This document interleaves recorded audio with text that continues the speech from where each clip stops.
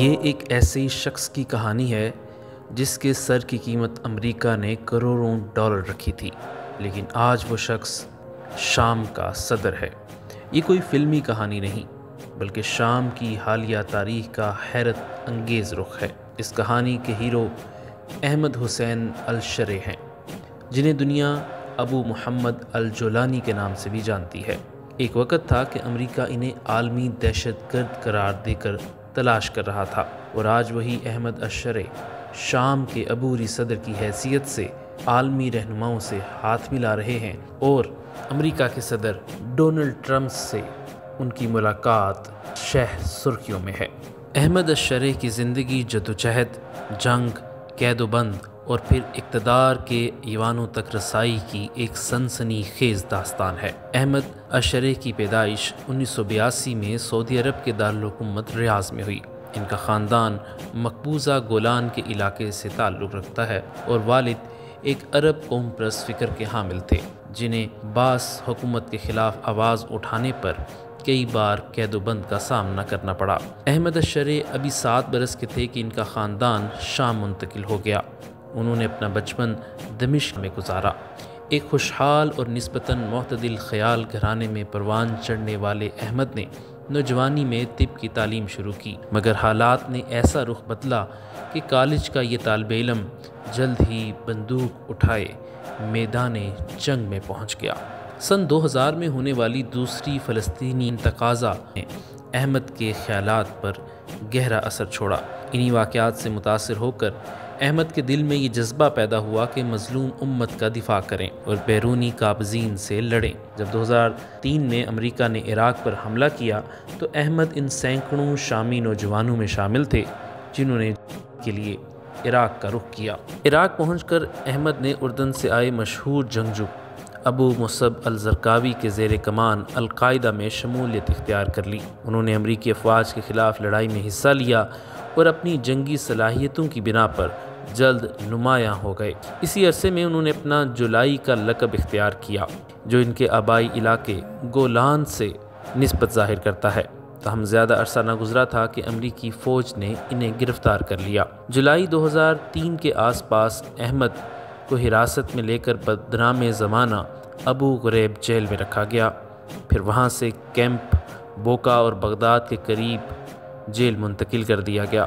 5 سال تک قید رہنے کے دوران جولانی نے دیگر قیدیوں میں اپنا اثر و رسوخ قائم کر لیا اور اپنی سوچ کے حامی تیار کیے۔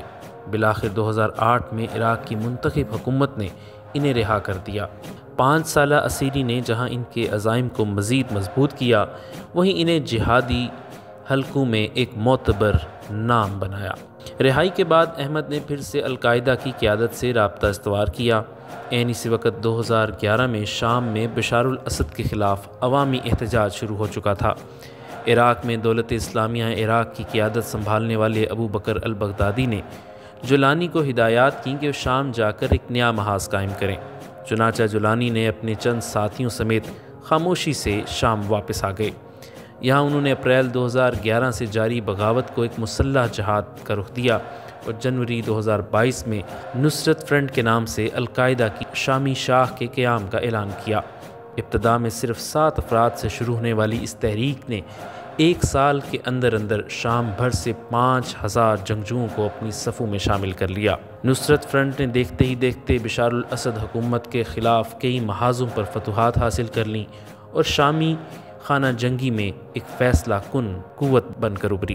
احمد الشرے، جو اب ابو محمد الجولانی کے نام سے مشہور ہو چکے تھے اور القاعدہ کی مرکزی قیادت کے وفادار سمجھے جاتے تھے، تاہم 2013 میں ان کے راستے میں ایک نیا موڑ آیا۔ عراق میں موجود ابو بکر البغدادی نے اعلان کیا کہ القاعدہ کی عراقی اور شامی شاخیں ضم ہو کر دولت اسلامیہ عراق و شام یعنی داعش کے نام سے نئی تنظیم بن جائیں۔ جولانی نے اس فیصلے کو ماننے سے انکار کر دیا اور القاعدہ کے سربراہ ایمن الظواہری سے بیعت کی تجدید کا اعلان کیا تاکہ النصرہ فرنٹ براہ راست القاعدہ کے تحت رہے، نہ کہ داعش کا حصہ بنے۔ ان کے اس انکار کے باعث جولانی اور بغدادی کے راستے ہمیشہ کے لیے جدا ہو گئے اور النصرہ فرنٹ اور داعش ایک دوسرے کے مد مقابل آ گئے۔ جولانی کے اس موقف نے عالمی توجہ حاصل کی اور جلد ہی امریکہ نے ان کے خلاف کارروائی کا آغاز کر دیا۔ اگست 2013 میں امریکہ نے ابو محمد الجولانی کو باقاعدہ عالمی دہشت گردوں کی فہرست میں شامل کر لیا۔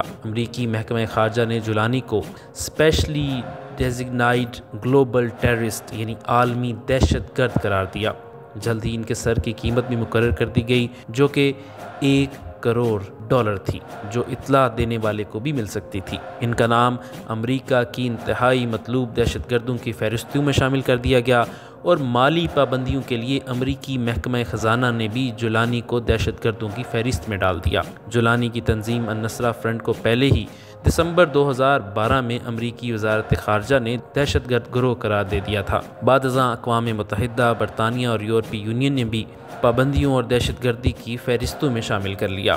امریکہ کے نزدیک جولانی پر الزام تھا کہ وہ القاعدہ کے ایما پر شام میں خونزیری اور دہشت گردی پھیلا رہے ہیں اور عراق میں امریکی فوجیوں پر حملوں میں بھی ملوث رہے ہیں۔ یوں احمد بین الاقوامی سطح پر ایک انتہائی مطلوب شخصیت بن گئے۔ اگرچہ امریکہ نے جولانی کو زندہ یا مردہ پکڑنے کے لیے انعام مقرر کیا تھا، لیکن جولانی طویل عرصے زیر زمین رہنے میں کامیاب رہے۔ ان کی سب سے پہلی گرفتاری خود امریکی فوج کے ہاتھوں عراق میں 2003 میں ہوئی تھی، جب وہ جہادی سرگرمیوں میں مصروف تھے۔ یہ وہ واحد موقع تھا جب وہ دشمن کے ہاتھ آئے۔ اس کے بعد انہوں نے اپنی نقل و حرکت اور پہچان کو اس قدر خفیہ رکھا کہ امریکی انٹیلیجنس انہیں پکڑ نہ سکی، یہاں تک کہ 2013 میں عالمی دہشت گرد قرار پانے اور $10 ملین انعام سر پر ہونے کے باوجود جولانی شام میں آزادی سے اپنی کارروائیاں جاری رکھے رہے۔ شام کی خانہ جنگی کے ابتدائی برسوں میں جولانی کی جماعت النصرہ فرنٹ کو القاعدہ کا قریبی اتحادی سمجھا جاتا تھا، لیکن وقت کے ساتھ ساتھ جولانی نے اپنے نظریات میں عملی تبدیلیاں کرنا شروع کر دیں۔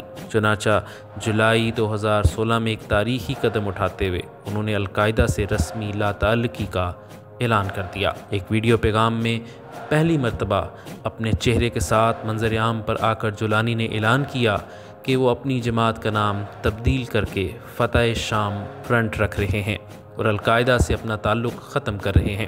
فتح شام فرنٹ زیادہ عرصہ قائم نہ رہی اور دیگر گروہوں کے اقدام کے بعد جنوری 2017 میں اس کا نام حیۃ التحریک الشام یا HTS رکھ دیا گیا۔ HTS بظاہر القاعدہ سے الگ ایک خود مختار شامی باغی تنظیم تھی۔ جولانی نے خود کو ایک معتدل کمانڈر اور منتظم کے طور پر پیش کرنا شروع کیا۔ جولانی نے یہاں تک بیان دیا کہ ان کی جنگ صرف بشار الاسد حکومت کے خلاف ہے، وہ القاعدہ یا داعش کی طرح مغربی ممالک کو نشانہ بنانے کے حق میں نہیں۔ انہوں نے داعش کے خود ساختہ خلافت کے اعلان کو غیر شرعی اور باطل قرار دیتے ہوئے مسترد کیا اور کہا کہ ہم داعش کی خلافت کو تسلیم نہیں کرتے کیونکہ وہ غلط بنیادوں پر قائم کی گئی ہے۔ جولانی کے ان اقدامات کو کچھ تجزیہ کاروں نے محض چہرہ بدلنے کی کوشش قرار دیا تو کچھ نے اسے حالات کے تحت حقیقت پسندی اختیار کرنا قرار دیا۔ ایک فرانسیسی محقق توما پیریے کے مطابق جولانی انتہا پسند ضرور ہے لیکن موقع شناس ہے۔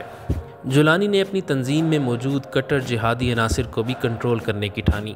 2020 تک HTS نے شام کے شمال میں فعال القاعدہ نواز گروہ حراس الدین کو کچل کر رکھ دیا اور داعش سے وابستہ کئی شدت پسندوں کو یا تو ہلاک کر دیا یا انہیں بے اثر کرنے کے لیے پروگراموں میں ڈالا۔ یہ سب اقدامات اس حکمت عملی کا حصہ تھے جس کے تحت جولانی دنیا کو یہ باور کرانا چاہتے تھے کہ HTS اب ایک مقامی، قومی مزاحمتی گروہ ہے، نہ کہ بین الاقوامی دہشت گرد تنظیم۔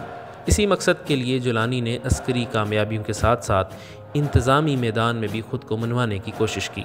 اکتوبر 2017 میں HTS کے زیر کنٹرول صوبہ ادلب اور ملحقہ علاقوں میں ایک شہری حکومت انعقاض کے نام سے قائم کی گئی۔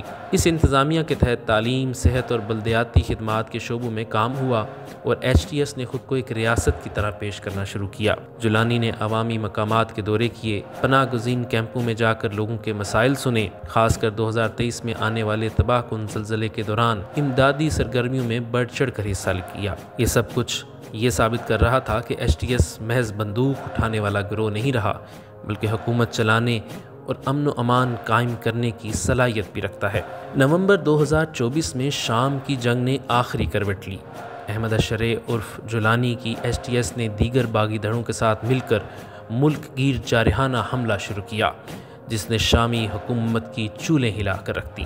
صرف چند ہفتوں کی لڑائی کے بعد باغیوں نے شمال میں حلب جیسے بڑے شہر سے لے کر وسط میں حما اور حمص تک کئی علاقے اپنی گرفت میں لے لیے، یہاں تک کہ دسمبر 2024 کے اوائل میں دمشق کے اکثر حصے بھی ان کے قبضے میں آ گئے۔ 8 دسمبر 2024 کو دمشق میں یہ خبر گونجی کہ بشار الاسد کا اقتدار ختم ہو چکا۔ The Syrian government apparently has fallen after a sudden rebel offensive sprinted into the capital of Damascus, and tonight there are reports that Syrian President Bashar al-Assad has fled the country. The move brings a stunning end to the 50-year rule of the Assad family. عالمی سطح پر بھی یہ ایک بہت بڑا سیاسی زلزلہ تھا، کیونکہ شام پر 5 دہائیوں سے حکومت کرنے والا اسد خاندان انجام کو پہنچ چکا تھا۔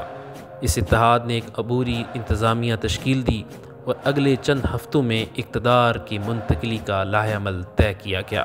29 جنوری 2025 کو دمشق کے صدارتی محل میں نئے شام کی انتظامیہ کے اجلاس میں ایک تاریخی اعلان ہوا۔ حسن عبدالغنی نے بحیثیت ترجمان اس بات کا اعلان کیا کہ احمد حسین الشریح کو عبوری دور کے لیے شام کا صدر منتخب کیا گیا ہے۔ ساتھ ہی 2012 کے آئین کو منسوخ کرنے، سابق حکمران باز پارٹی کو تحلیل کرنے، پارلیمنٹ اور فوج سمیت بشار الاسد کے وفادار ریاستی اداروں کو توڑنے کا بھی فیصلہ سنایا گیا۔ یوں ایک طویل اور خونی جدوجہد کے بعد شام میں ایک نئے عہد کا آغاز ہوا، جس میں سب سے نمایاں چہرہ احمد الشریح کا تھا۔ حیرت کی بات یہ تھی کہ جس شخص کے سر پر امریکہ نے برسوں تک انعام رکھا، اب وہی احمد الشریح فاتحانہ انداز میں دمشق کے اسی محل میں کھڑا تھا جہاں کل تک اس کا دشمن بشار الاسد برجمان تھا۔ باغی کمانڈر سے ملک کا صدر بننے تک کا یہ سفر تاریخ میں کم ہی دیکھنے کو ملتا ہے۔ احمد کے عبوری صدر بنتے ہی عالمی سفارتی بساط پر نئی چالیں چلنا شروع ہو گئیں۔ ابتدا میں مغربی ممالک خاص کر امریکہ ایک مخمصے کا شکار تھے کہ جس شخص کو وہ اب تک دہشت گرد کہتے آئے اس کی حکومت کو تسلیم کریں یا نہ، لیکن زمینی حقیقت یہ تھی کہ جولانی کی قیادت میں شام کی نئی حکومت قائم ہو چکی تھی اور اسے نظر انداز کرنا ممکن نہ تھا۔ چنانچہ جلد ہی واشنگٹن سمیت عالمی طاقتوں نے عملی حقیقت پسندی کا ثبوت دیا۔ امریکی محکمہ خارجہ کی اعلیٰ سفارتکار باربر لیف نے دمشق کا دورہ کر کے صدر احمد الشریح سے خفیہ ملاقات کی۔ اس ملاقات میں احمد نے یقین دہانی کرائی کہ شامی سرزمین کسی عالمی دہشت گرد تنظیم کو استعمال کرنے کی اجازت نہیں دی جائے گی اور نہ ہی پڑوسی ممالک یا مغرب کے خلاف یہاں سے کوئی خطرہ پیدا ہونے دیا جائے گا۔ ان وعدوں کے جواب میں امریکہ نے ایک انتہائی اہم قدم اٹھایا۔ ابو محمد الجولانی کے سر سے دہشت گردی کا تمغہ اتارنے کا آغاز۔ اعلان ہوا کہ امریکہ احمد الشریح کے سر پر $1 کروڑ کے انعام کی پیشکش واپس لے رہا ہے۔ یہ وہی انعام تھا جو برسوں ریوارڈ فار جسٹس پروگرام کے تحت ان کی گرفتاری پر رکھا گیا تھا۔ اس اقدام نے دنیا کو واضح پیغام دیا کہ واشنگٹن نئی شامی قیادت کے ساتھ معاملات طے کرنے پر آمادہ ہے۔ اسی اثناء میں مشرق وسطیٰ کے ممالک نے بھی شام کی نئی حکومت کا خیر مقدم کیا۔ سعودی عرب جو کبھی النصرہ فرنٹ کو شک کی نگاہ سے دیکھا کرتا تھا، اب کھلے عام شامی عبوری حکومت کی حمایت کر رہا ہے۔ شاہ سلمان بن عبدالعزیز اور ولی عہد محمد بن سلمان نے احمد الشریح کو شام کا عبوری صدر بننے پر مبارکباد کے پیغامات بھیجے اور ہر ممکن تعاون کا یقین دلایا۔ قطر کے امیر شیخ تمیم نے بھی دمشق کا تاریخی دورہ کیا، جہاں ایئرپورٹ پر خود احمد الشریح نے ان کا استقبال کیا۔ یہ مناظر کچھ سال پہلے تک ناقابل تصور تھے۔ متحدہ عرب امارات اور ترکی سمیت خطے کے دیگر ممالک نے بھی نئی شامی حکومت سے سفارتی تعلقات استوار کیے۔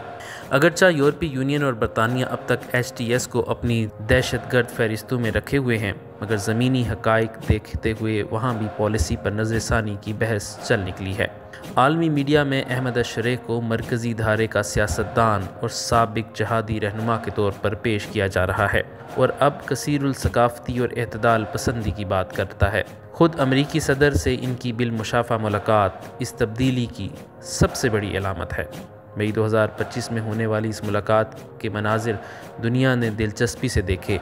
ایک طرف امریکہ کا صدر اور دوسری طرف وہ شخص جسے چند سال قبل تک امریکہ دنیا کے خطرناک ترین دہشت گردوں میں شمار کرتا تھا۔ یہ تبدیلیاں یقیناً تاریخ کے حیران کن ابواب میں شمار کی جائیں گی۔ آخر میں اگر احمد الشرح کے پورے سفر پر نظر دوڑائیں تو روحانی اعتبار سے قرآن مجید کی ایک آیت کی صداقت نظر آتی ہے، وَتُعِزُّ مَن تَشَاءُ وَتُذِلُّ مَن تَشَاءُ۔ جسے چاہتا ہے عزت بخشتا ہے اور جسے اللہ چاہتا ہے ذلیل کر دیتا ہے۔